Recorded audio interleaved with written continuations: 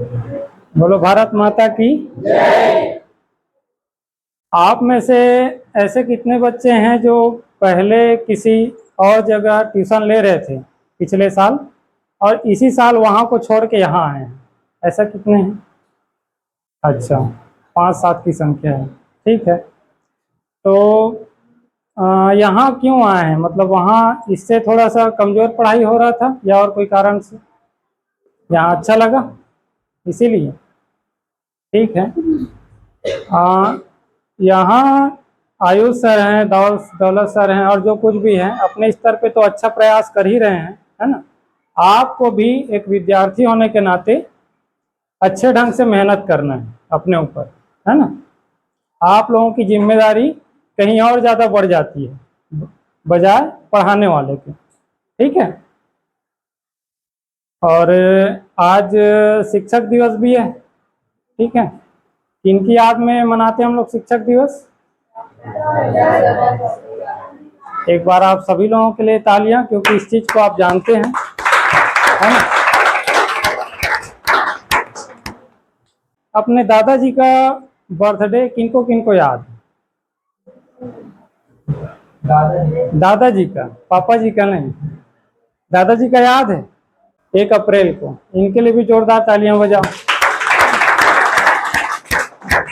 भाई हम लोग इतने सारे बैठे हैं, कम से कम 30-35 की संख्या में बैठे हैं और एक ही जने को बताओ अपने दादाजी का जन्मदिन याद है ना। डॉक्टर सर्वपल्ली राधाकृष्णन जी का इसलिए याद है क्योंकि वो महान कार्य करके गए थे, तभी तो उनकी जयंती आज हम विशेष किस रूप में मनाते हैं? शिक्षक दिवस के रूप में मना रहे हैं।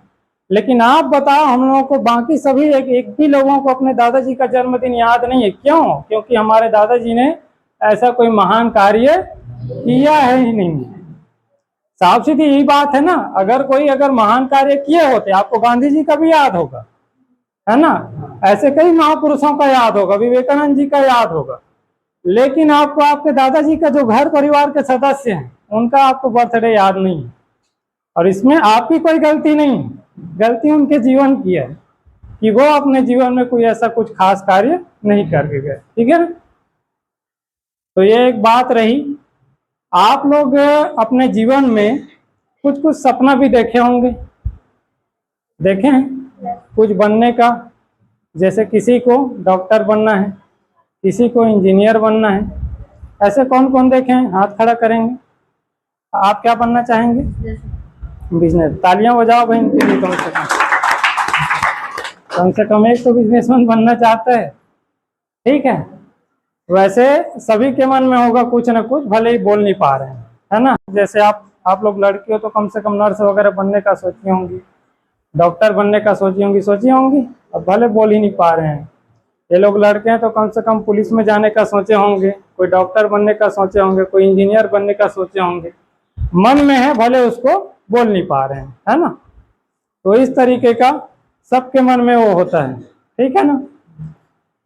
तो ये तो रहा एक परिचय का। ठीक है, अब जो कुछ भी आप सपना देखे हैं उसको पूरा करने की सबसे बड़ी जिम्मेदारी किसकी है? आपके स्वयं की है। मैं ठेका लेकर रखा हूं क्या आपका? नहीं, सबसे बड़ी जिम्मेदारी आपको निभानी है। आप विद्यार्थी हैं। ठीक है, पहले के विद्यार्थी और आज के विद्यार्थी में एक बड़ा अंतर आपको पता है क्या है? पहले के विद्यार्थी को ऐसा माने जब एक प्रकार से इंटरनेट का समय नहीं था, है ना। एक ऐसा समय था जैसे हम लोग भी छोटे थे, तब हमारे हाथ में शायद उस समय ना छोटा टाइप वाला भी मोबाइल नहीं था उस समय। तो हमारे समय तक के भी स्थितियां ऐसी थी, मतलब हम जब छोटे थे उस समय विद्यार्थियों की स्थिति ऐसी थी, बच्चों को उनके शिक्षक जो कुछ भी बोल गए, है ना। अगर बच्चे बोल गए, बच्चों को अगर शिक्षक ने बोला ना कि अगर पृथ्वी से, वो है क्या पेन ये, अगर उस टाइम पे अगर किसी भी बच्चे को उनके शिक्षक अगर बोल दिए कि ये पृथ्वी है, यहाँ से जो सूर्य की दूरी है ये लगभग 12 करोड़ किलोमीटर दूर है ना। तो लगभग ऐसी है कि आप कहीं पे सर्च मार के नहीं देख सकते। कैसे पता करेंगे? आपको कोई अन्य किताब अगर नहीं है, विज्ञान की किताब भी अगर आपके पास नहीं है, तो कहीं से आपके ढूंढने की कोई संभावना नहीं है। कि आप सही चीज पता लगा पाए कि इसकी वास्तविक दूरी लगभग कितनी है। लेकिन आज का समय ऐसा है कि आप, अगर मैं कुछ पढ़ा रहा हूँ और यही बात अगर आज मैं बोल दिया, तो आप अभी घर जाके एंड्रॉयड मोबाइल निकाल के, स्मार्टफोन निकाल के देखते तो होंगे सभी मोबाइल, बाकायदा सर्च मार के देख सकते हैं कि धरती से सूर्य की दूरी कितनी है। तो आप बोलेंगे किशोर सर ने जो भी कुछ पढ़ाया है वो गलत है, इसकी दूरी लगभग 15 करोड़ किलोमीटर। ठीक है, तो विद्यार्थियों में अंतर नजर आया। पहले विद्यार्थियों के पास साधन सुविधाएं कुछ भी नहीं थी, लेकिन आज के विद्यार्थियों के पास वो सारी साधन सुविधाएं उपलब्ध है, जिससे आप न सिर्फ टीचर जो क्लास में पढ़ा रहे उससे, बल्कि आप अतिरिक्त और भी बहुत कुछ सीख सकते हो जो पहले के विद्यार्थियों के पास नहीं थी। ठीक है, आपको एक स्थिति बताता हूं। ठीक है,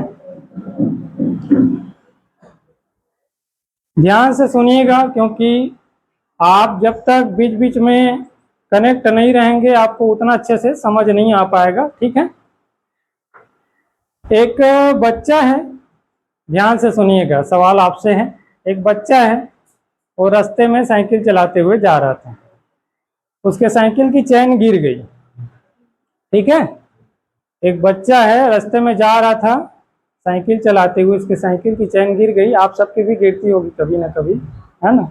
साइकिल की चैन गिर गई, तो ऐसा अक्सर होता है, साइकिल की चैन गिर जाती है। जब आप शुरू में आप भी सीखे होंगे, आपको चैन चढ़ाते नहीं बनता रहा होगा, नहीं आता रहा होगा, है ना। वैसे उस बच्चे के साथ हुआ। तो वो खड़ा था, उसमें एक आदमी आया और बच्चे को देखा और सीधा चला गया। ठीक है, स्थिति को समझना। एक दूसरा आदमी आया, वो बच्चे को देखा, उसने देखा कि बच्चे की साइकिल की चैन गिरी हुई है, वो भी सीधा निकल गया, देख के निकला। फिर एक तीसरा आदमी आया और वो उस बच्चे की साइकिल की चैन गिरा हुआ देख करके उन्होंने साइकिल की चैन उसकी चढ़ाई, ये बच्चा मुसीबत में फंसा हुआ करके, और उसके बाद चले गए।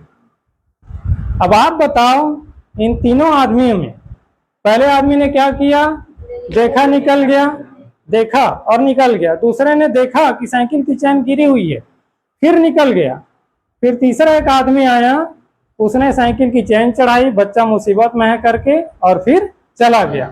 अब आप बताओ, इन तीनों में से सबसे बेहतर कार्य किसने किया? क्यों? मदद की। तो आप सबके लिए तालियां बजाओ। आप सबने इतना अच्छा बेहतरीन उदाहरण दिया कि उसने उस बच्चे की मदद करी। अब आपके लिए सबसे बड़ा सवाल ये है, वहां पे सबकी मदद करनी चाहिए, उसने भी करी।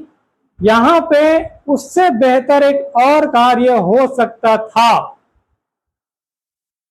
उस आदमी, बहुत बढ़िया भाई, ताली बजाओ इनके लिए। इसने क्या कहा कि उस बच्चे को सिखा सकता था, तो ये उस बच्चे की परमानेंट मदद होती। हो सकता है वो साइकिल की चैन बार बार गिरती रही होगी, वो बच्चा आगे जाता, फिर उसकी साइकिल की चैन गिर जाए, फिर कौन आएगा? हो सकता है उसे घंटे में उस रास्ते में कोई भी ना आए, है ना। तो जैसे आपने थोड़ी देर पहले बोली कि आपको सिखाने का ठेका मेरा नहीं है, आपको अपने जीवन में सफल होने का ठेका किसका है? आपका, आपके स्वयं का। इसीलिए आपको स्वयं सीखना पड़ेगा, ज्यादा से ज्यादा सीखना पड़ेगा। और जैसे भाई ने बोला ना कि उस आदमी को, उस बच्चे को साइकिल की चैन चढ़ा के सिखा देनी थी, है ना। अब वो आदमी क्यों सिखाएगा? तो यहाँ पे सबसे बड़ी जवाबदेही किसकी बनती है? उस बच्चे की। कि अगर वो नहीं भी सिखा रहा है तो वो उस बच्चे की जिम्मेदारी है कि वो उससे पूछे। उस बच्चे की सबसे बड़ी जिम्मेदारी है कि वो उनसे स्वयं पूछे कि अंकल आप मुझे साइकिल की चैन चढ़ाना सिखा दें, तो इससे मैं कभी भी साइकिल की चैन मेरी जीवन में कभी भी इसी रास्ते में नहीं, कहीं भी अगर गिरेगी तो मैं उस साइकिल की चैन चढ़ा सकता हूँ। ये सबसे बेहतरीन काम हुआ ना। ठीक है, तो इससे क्या समझ आया आपको?